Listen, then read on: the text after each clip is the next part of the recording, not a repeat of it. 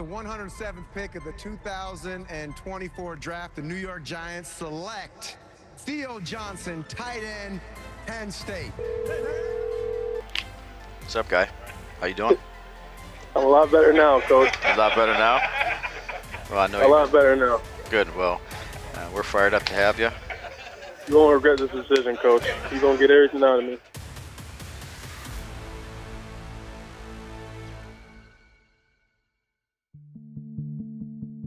From my rookie year to now, the biggest thing I've learned is just what it takes to truly be like a professional football player. Every week I was just kind of learning like how to approach things, how to go about it. It was a challenge for sure. I would say that I rose to the challenge, but you don't really know what to expect. Once the game started rolling, it's really just finding a way to feel prepared, feel ready to go for that next week. Oh, he's got Theo Johnson wide open, and he hits him at the 20. It's caught by Theo Johnson at the 49-yard line. Fires it up the middle for Theo Johnson, up the seam, into the end zone, touchdown! And Theo Johnson with his first career touchdown reception, 35 yards. I feel like I grew tremendously, just because, like I said, I learned so much from some of the veteran guys in my room, from veteran guys on our team. Like I feel like I was just starting to, kind of get comfortable and start to kind of like, find my flow state. High atop AT&T Stadium in Arlington, Texas. The New York Football Giants take on the Dallas Cowboys in a happy Thanksgiving. For me, coming from a different country, like when I think of one of the most American things you can do, I think of playing in Jerry's world on Thanksgiving. Leading up to the game, I felt great, felt ready to go. Felt like I had a solid game. He's got a man wide open, and that's the first completion to his young tight end, Theo Johnson, who makes the catch. Eradicates a good play, and this is overthrown. Oh, absorbing the hit is Johnson, who stays alive. That was impressive. Big pressured again, gets it out to Johnson again, leaps over people, stays on his feet. Look at him, he's tough. He's taken two massive hits in this second half. Just jumping over people, catching balls, doing everything, felt great. At no point in the game did I ever cross my mind that like I had sustained an injury.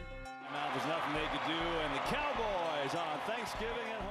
I got in the locker room and I was already like super frustrated just because like I truly left everything out there on the field. Like I had nothing left in the tank, and it's frustrating when you leave it all out there and it's still like not enough to get a win. So get in the locker room after the game, take my cleat off, and I kind of knew like something wasn't right. I'm trying not to limp, actively trying not to limp, and I literally can't. Like it's like hurting so bad. So I talk to the trainers and they're like, yeah, I think we should get an X-ray, like just the area that it's looking like. And I was like, man, I don't need an X-ray. Like it's nothing crazy. It's just sore, whatever. Yeah, I remember seeing him in the training room after the game, and he came in and said had some foot discomfort. And we always worry about that because fractures can occur and stress fractures can occur. Our job is to maintain a healthy suspicion. So he didn't think it was much. He just wanted us to take a quick look at the foot. But with pain in that area, it's important that we carefully evaluate that. In particular, the fifth metatarsal. It's an area where stress reactions could occur, and so we always worry about pain in that area. He's a big guy, high loads on the foot. Absolutely, it's a risk. Sitting on the table, just expecting to just walk out, and they're like, yeah, man, like you broke your foot, like you're done for the season. Theo Johnson had a common sports injury, which is a Jones fracture, which is a stress fracture of the fifth metatarsal, which is the outside foot bone. I've probably fixed 50 to 75 professional athletes' fifth metatarsal fractures. Theo was the only person to have completed the game. Almost everyone else, every other player, has had an event during the game. They felt pain and weren't able to complete the game.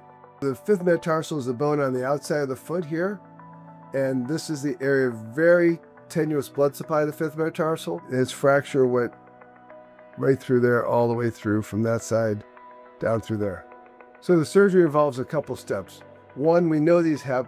The technical part about this surgery is whether you put a screw in the foot or use a plate. It really depends on the shape of the bone. For Theo, he has a very curved bone, so we used a plate for him. The other thing we do is we take bone marrow aspirate from his pelvis, which are stem cells, and we take a little bit of bone graft too. We know that these fractures in professional athletes, in some series, have a 15 to 20% refracture rate. We don't want it to happen again.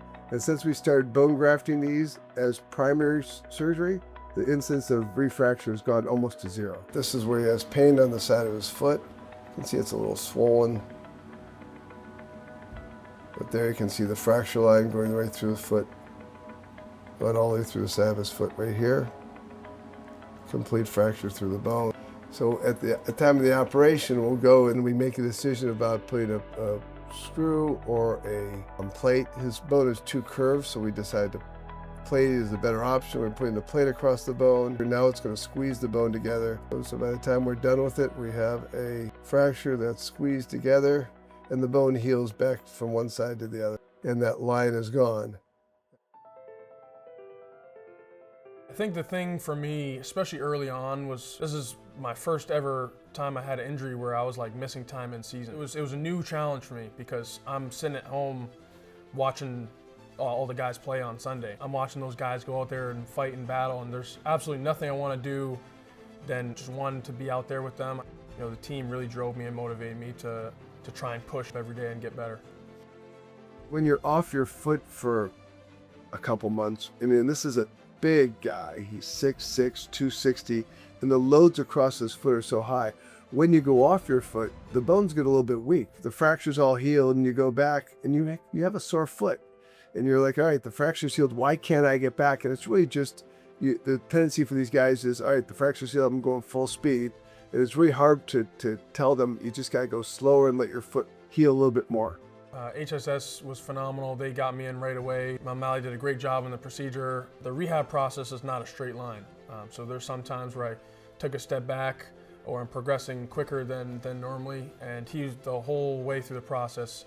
He's been there walking me through it and reminding me that it's not a straight line. Everybody, let's focus on finish today.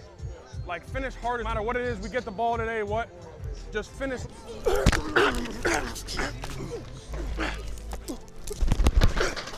Hey! I learned that I have a lot of determination, and sometimes that can not always be the best thing when it comes to the recovery and patience. I think that I learned that, you know, I have this drive, but you got to know when to push the envelope and when to, you know, take things a little slowly and a little more carefully. Call signals, takes the snap. Little shovel pass for Theo Johnson, makes the catch into the end zone, touchdown Giants!